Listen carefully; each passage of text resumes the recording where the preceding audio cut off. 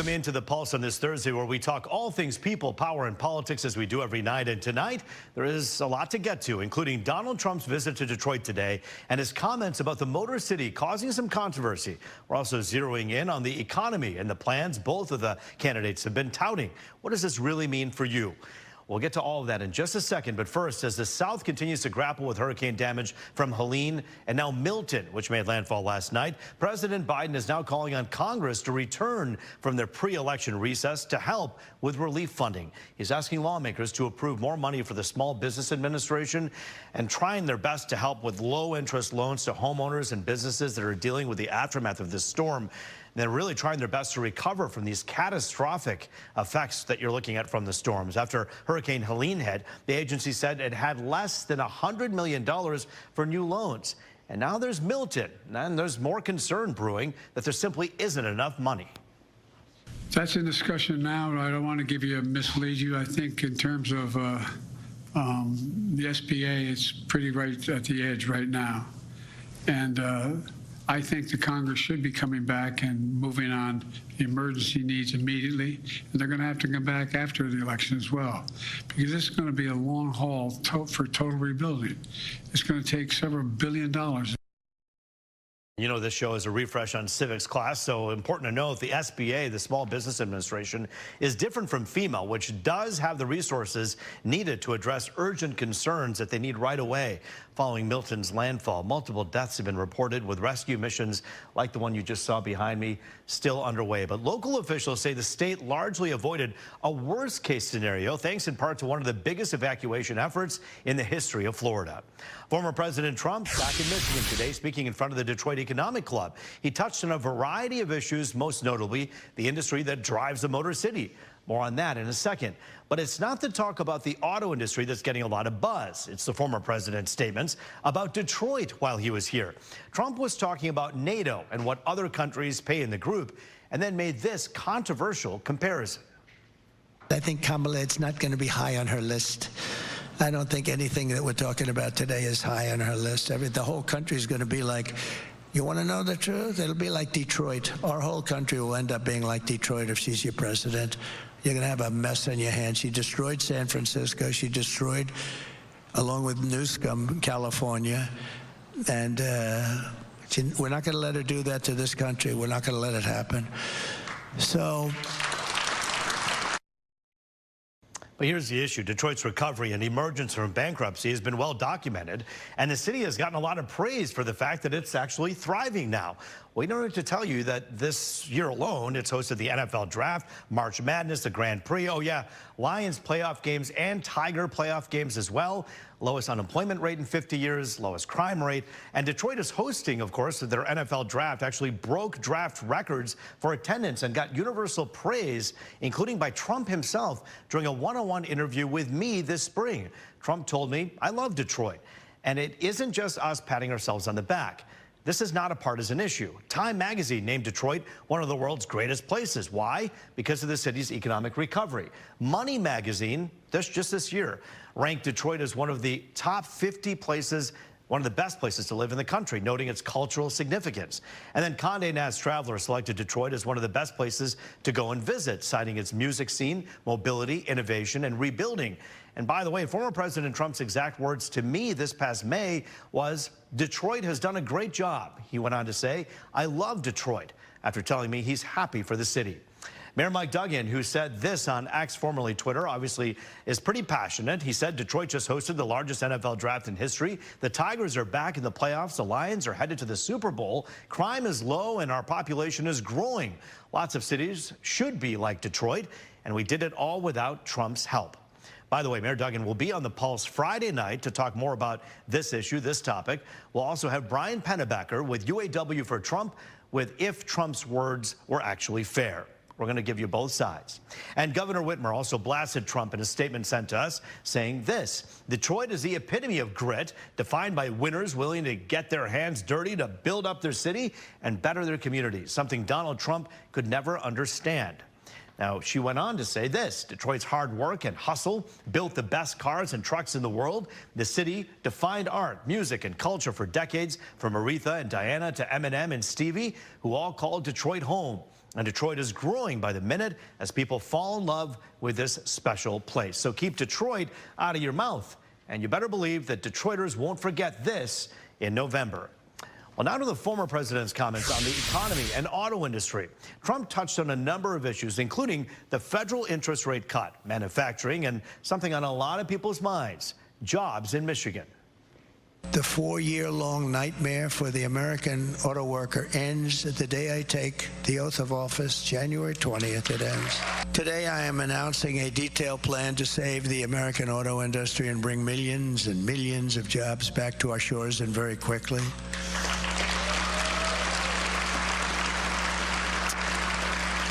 If you vote for Trump, and you will see a mass exodus of manufacturing jobs, but from Mexico to Michigan, from Shanghai to Sterling Heights, and from Beijing to right here in beautiful Detroit. Wait till you see Detroit.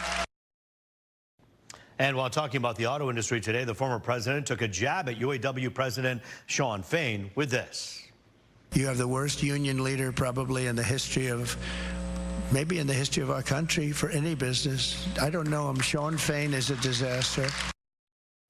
You know, no love lost between these two guys. Fain sharing similar feelings about Trump, calling him a scab in relation to striking auto workers. His remark featured on a billboard. It's one of two put up along several highways in Metro Detroit. You'll see them right here. Now, these signs were paid for by the Democratic National Committee. Today, during a phone conference ahead of Trump's visit, Fain reiterated his feelings about the former president. He sits there and applauds Elon Musk for threatening to fire striking workers, and they laugh about that. And that's why I say Donald Trump is a scab. It's exactly what he is. And, you know, when you look at these candidates, you know, you ask Kamala Harris, you know, which side she's on. She doesn't blink. We know whose side she's on. She stands with workers. She has a vision that puts working class people first because she's one of us. So the UAW released a video back in August endorsing Kamala Harris for president. And as the union continues to voice opinions in elections, it's also continuing to speak out against Stellantis. In fact, this week, UAW members in Warren were out rallying over a new contract. You know what they're doing? They're threatening to strike soon. The union says it boils down to two things: keeping Dodge Durango production in Detroit and reopening the Belvedere plant in Illinois. In the meantime, Stellantis says the UAW is violating its contract and recently sued the union over strike threats. And when it comes to the workforce, jobless claims have jumped to the highest level in more than a year, with 258,000 filed in the last week. They say jobless claims were most affected by Hurricane Helene and the Boeing machinist strike. Heads up, if you or someone you know receives Social Security, there's a smaller cost of living increase on the way. Starting in January, millions of recipients will get a 2.5% boost in their monthly checks. That's about $50 each month. In 2024, Social Security recipients got a 3.2% increase in their benefits. That's compared to a historic 8.7% increase. That was back in 2023, all because of inflation. Now, 72.5 million people get Social Security benefits in all. However, despite the increases, the program, along with Medicare, are facing major financial shortfalls.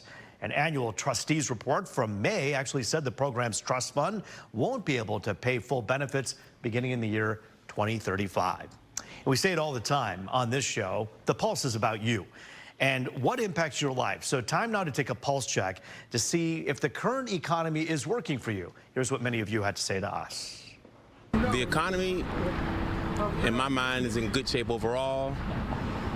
What's most impactful, I think, are the interest rates and how that affects the cost of goods and services, and as a business owner, the ability to borrow and distribute monies. The part of the economy that's affecting me the most is inflation. The price of every good, service has increased dramatically. It's working better for me than it has in a while, yeah. How so? Well, I mean, coming out of COVID, we all had headaches and hassles, and it's been gaining momentum a little bit at a time. I have a good job. I have a house that I like, and you know, neighbors are doing well. Seems like family's doing well, so I'm blessed. We also posted this question to our website, fox2detroit.com, to get input from men and women just like you online. For them, the cost of food is a big area of concern. If you'd like to give your thoughts on the subject, just scan that QR code right there at the bottom right of your screen, and it'll take you right to today's Pulse Check. We'd love to hear from you.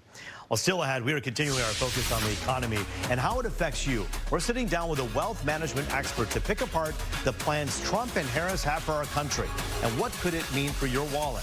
You're watching The Pulse here on Fox 2. Yeah,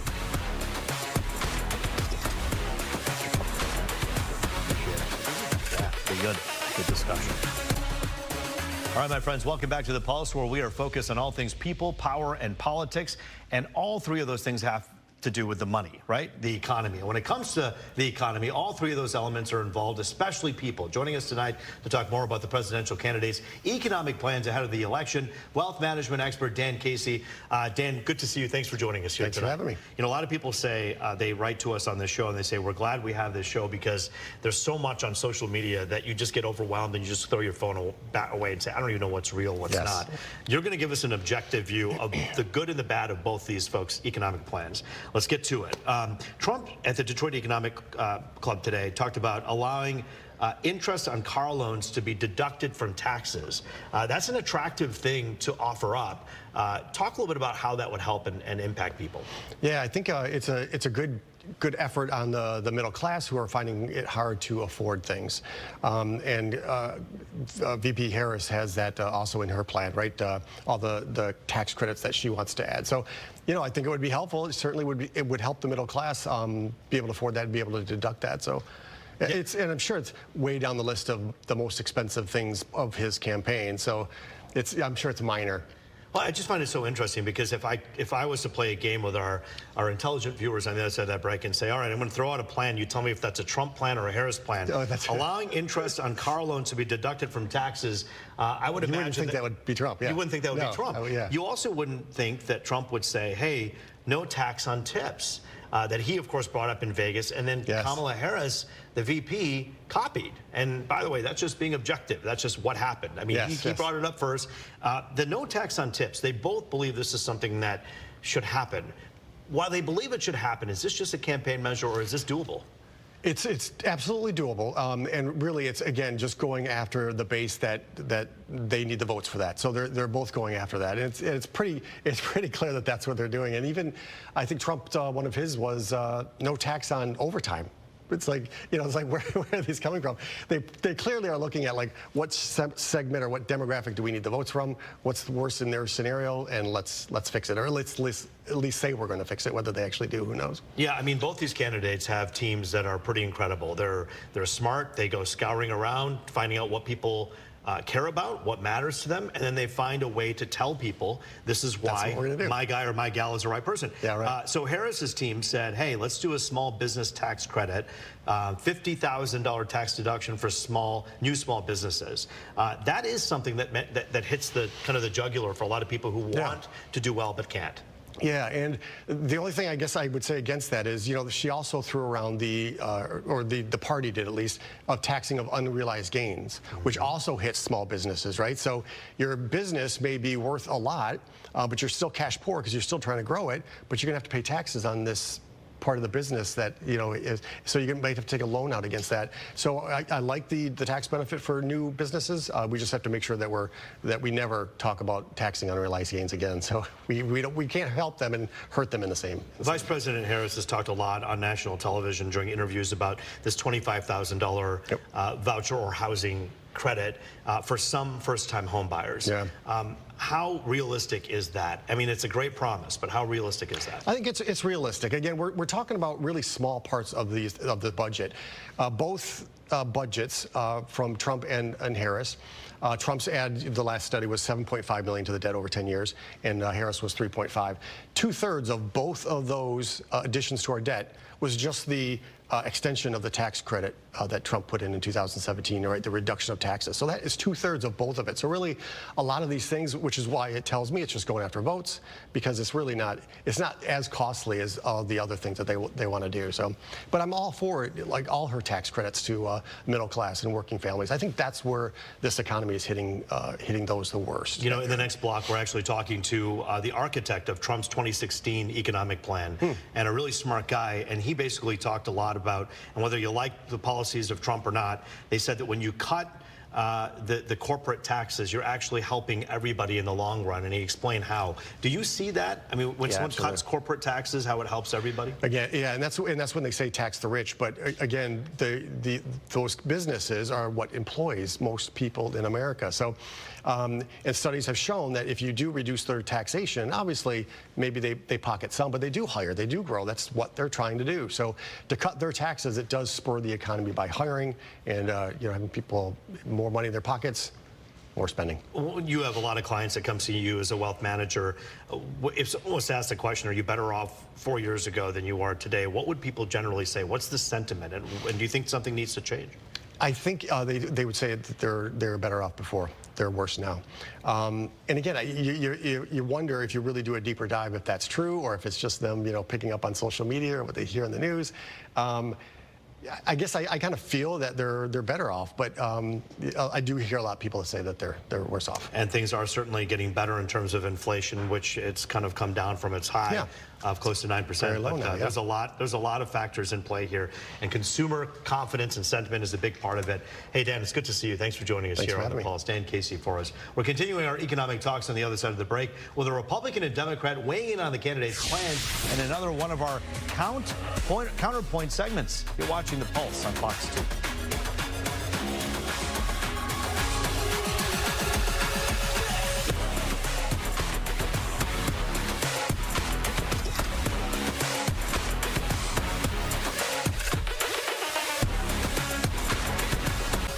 And welcome back to the Pulse, where we are focused on all things people, power, and politics. And today, we're putting a lens on the economy and the presidential candidates' plans for it. Donald Trump and Kamala Harris have both talked a lot about it during their stops on the campaign trail, so many of those stops right here in Michigan. So we wanted to see how Republicans and Democrats feel about them. We sat down with a former Trump campaign economic advisor, Steve Moore, and Democratic State Representative Kerry Reingans. One topic we talked about, the economy at large. Is it better for all Americans? And how does inflation factor in? Take a listen. The economy is doing better than it was a year ago. There's no doubt about that. We don't forget, Kamala Harris and Joe Biden took the inflation rate from 1.5% to 9% in their first 2 years in office, which is incredible. Scandalous financial mismanagement. Things have gotten a bit better this year, but families out there are really still struggling so much. They're still underwater with respect to, when you have inflation of 20% and wages up 18%, you just do the math. You're 2% down in terms of what you can buy. And for wealthy people, the economy has been pretty good. For poor people, get all the government benefits. It's good, but the people who are stuck in the middle, I think it's pretty clear. And that's the backbone of the Trump movement vote is, those middle class, blue collar workers who feel like they've been shafted because they have. When we compare the United States to the rest of the world, which also experienced the pandemic just like we did here, we are the ones recovering the best out of any country in the whole world on economic factors. We have the lowest average unemployment in decades here in the United States, and that's after the pandemic's effects hit us really hard. We also are starting to see that inflation is slowing down, and that's because of swift action taken by the Biden and Harris administration, and they're attacking price gougers, just like Kamala Harris did when she was Attorney General in California. She did not stand by and let big corporations price gouge consumers. And I'm proud that she's done that work. She has the experience, and that's something we need to continue, because just because there was rapid inflation during the pandemic when we had disrupted lines for all of our supplies coming in, we need to make sure that those corporations don't gouge consumers and customers just because they can. Well, heading into this election, we've been hearing a lot about tax cuts, and both candidates have different ideas on who should get them and why. Well, first of all, just to be factually accurate, the very, very, very rich, every poll shows the very, very, very rich are for Kamala Harris, and the people at the bottom are generally for Kamala Harris, and the middle class is the group where Trump really has a commanding lead. So, but look, it's very simple. We did cut taxes. I was proud to be one of the authors of the Trump tax plan, and it caused an economic boom. We lowered our corporate tax rate so that we would have no longer the highest tax rate in the world. We were losing factories to Mexico and to China and the European countries because our taxes were higher than any other country. We brought those down, and guess what? All of a sudden, the jobs came back in the United States. So we didn't cut the business taxes because we love corporate America. We did it because we love the American worker. And if you don't have businesses located here, you don't have jobs located here. It was that simple. When I'm out talking to constituents in my district and all across the state, I'm hearing that Michiganders are looking for ways to make sure they can put food on the table. And that's why we fought hard in the state legislature, along with our federal partners, the Biden and Harris administration, to make sure that we're putting money back in people's pockets. We're cutting the retirement tax. We're protecting workers' pension at the federal level. We're making sure that we increase the earned income tax credit and help working families. Kamala Harris is proposing a $6,000 child tax credit. That showed real progress during the pandemic. It cut child poverty in half. And now we're seeing these kinds of policies that Democrats do. We really fight hard to make sure that we're putting money in the working people's and working families' pockets. And that's what Kamala Harris will do. And when it comes to rising costs in America, one thing that factors into them is tariffs. So we talked with each side about tariffs. How effective are they? And what impact do they have when it really comes to threatening other countries? There's an old saying that goes back to 2016 when Trump first started running for president that, conservatives take Trump seriously, but not literally, and liberals take him literally, but not seriously. When he's saying, I'm going to slap, say, China with a 200% tariff, who do you think he's talking to? He's talking to President Xi and saying, hey, you better behave yourself or we're going to come after you. It's a threat. And by the way, the threats have paid off. I saw it. I saw how he stood right chin to chin with President Xi in his first term and forced China to stop stealing our technology, stop engaging in predatory trade practices, and that helped bring jobs back to the United States. I mean, look, people know he is going to negotiate on behalf of the American worker. It's about time. We have strong leadership with the Biden-Harris administration, and we know that the role the United States plays on the global stage is to be a collaborator, to be a leader, bring people together and work out our problems. We don't stir up problems and keep problems going just so we have a problem to blame. We actually roll up our sleeves and address problems. So on the global stage, we don't need to threaten our allies. We don't need to threaten other countries with a Trump sales tax. We know how to collaborate and have trade that is appropriate and make sure that the workers here in America are also protected and have good working conditions, good wages, and really help build the middle class and keep it strong. That's just some of his thoughts and her thoughts. Hey, you shaking your head this way or this way? Hey, a lot of topics, a lot of feelings attached to them. If there's something that you think we should discuss here in The Pulse, reach out to me. My email is ruth.raj@fox.com. Battleground with SE Cup is next. Have a great night, everybody.